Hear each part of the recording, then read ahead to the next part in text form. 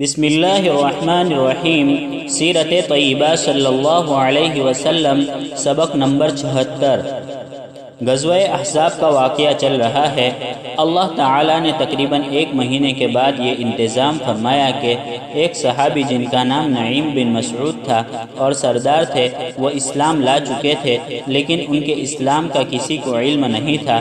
ان کے تعلقات یہودیوں کے قبیلے بنو نذیر سے بھی تھے اور مشرکین مکہ سے بھی تھے، کیونکہ وہ 10,000 کا لشکر جو باہر پڑا ہوا تھا، بنو قریظہ اس کو مدد پہنچا رہے تھے اور بغاوت کا پورا اندیشہ تھا۔ تو انہوں نے آ کر عرض کیا کہ اگر آپ فرمائیں تو میں ان میں ایسی چیزیں پیش کروں جس سے ان کے اندر آپس میں بد اعتمادی ہو جائے۔ حضور صلی اللہ علیہ وسلم نے اجازت دے دی، چنانچہ یہ پہلے بنو قریظہ کے یہاں گئے اور ان کے سرداروں کو جمع کر کے کہا کہ میں تمہارا بہت ہمدرد ہوں، جانتے ہو کہ یہ 10,000 کا مجمع تو آج نکل چلا جائے گا، تمہارا سابقہ تو پھر محمد صلی اللہ علیہ وسلم سے ہی پڑے گا، تم ان سے کیسے مقابلہ کرو گے؟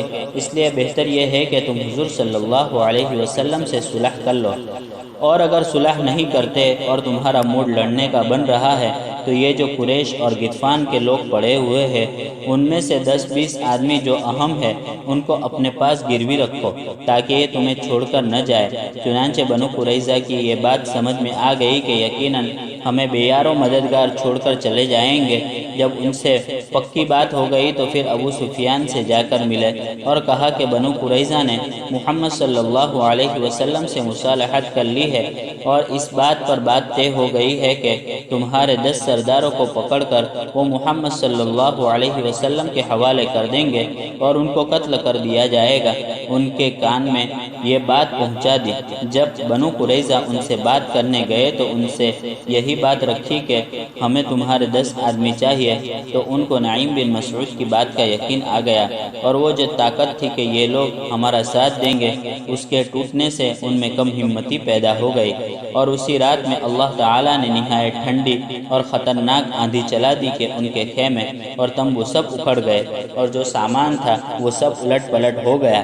اس طرح سے راتوں رات یہ 10,000 کا لشکر وہاں سے دم دبا کر بھاگ نکلا اور اللہ تعالیٰ نے بالکل نامراد و خائب و خاسر فرمایا۔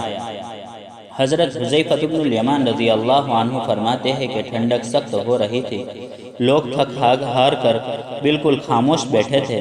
حضور صلی اللہ علیہ وسلم نے فرمایا کہ کون ہے جو خندق پار کر کے لشکر کی خبر لائے؟ تو صحابہ اس قدر تھکے ہوئے تھے کہ کسی کی ہمت نہ ہوئی، کیونکہ ٹھنڈک سخت تھی اور گویا کہ وہ تو عذاب تھا۔ آپ نے 3 مرتبہ فرمایا لیکن کسی میں ہمت نہ ہوئی۔ چوتھی مرتبہ حضرت نے میرا نام لے کر فرمایا، قم یا حذیفہ۔ حذیفہ کھڑے ہو اور فرمایا کہ جاؤ دیکھ کر آؤ۔ فرماتے ہیں کہ یا تو ٹھنڈک اتنی تیز ہو رہی تھی، لیکن جیسے ہی میں حضور صلی اللہ علیہ وسلم کے حکم کی تعمیل میں چلا تو معلوم ہو رہا تھا کہ میرے ارد گرد آگ کا الاؤ جل رہا ہے، ذرہ برابر بھی ٹھنڈک کا احساس نہیں ہوا۔ جب میں وہاں پہنچا تو وہ لوگ آگ کے ارد گرد بیٹھے ہوئے تھے اور ہر ایک حواس باغتا تھا۔ میرے دیکھتے ہی دیکھتے وہاں بھگدڑ مچ گئی اور میں نے واپس آ کر نبی کریم صلی اللہ علیہ وسلم کو خبر سنائی کہ خوشخبری قبول کیجئے، اللہ تعالیٰ نے دشمن کو دفاع کر دیا۔ فرماتے ہیں کہ جیسے ہی میں نے رپورٹ پیش کی تو فوراً مجھے ٹھنڈک لگنے لگی۔ حضرت نے اپنی چادر مجھے اڑا دی۔ میں رات بھر کا جاگا ہوا تھا، فوراً سو گیا۔ جب نماز کا وقت ہوا تو حضور صلی اللہ علیہ وسلم نے پیار سے فرمایا، قم یا نعمان، اے بہت سونے والے اٹھ جا۔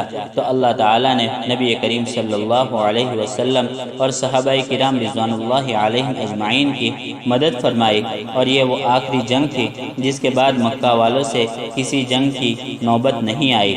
قبیلہ اوس کے سردار حضرت سعد بن معاذ رضی اللہ عنہ کی رگ اکحل میں اس جنگ میں ایک تیر لگ گیا تھا۔ انہوں نے دعا فرمائی تھی کہ الہ العالمین، اگر آج کے بعد بھی تیری نظر میں قریش مکہ سے کوئی جنگ مقدر ہے تو مجھے زندگی عطا فرمائیے، اور اگر کوئی جنگ نہیں ہونی ہے تو مجھے اپنے پاس بلا لیجئے۔ چنانچہ اسی زخم کی وجہ سے ان کی شہادت اور وفات کا واقعہ پیش آیا۔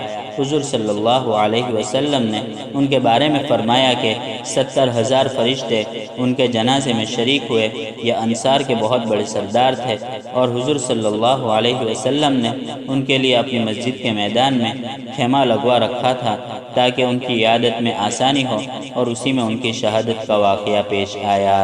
وآخر دعوانا ان الحمد للہ رب العالمین۔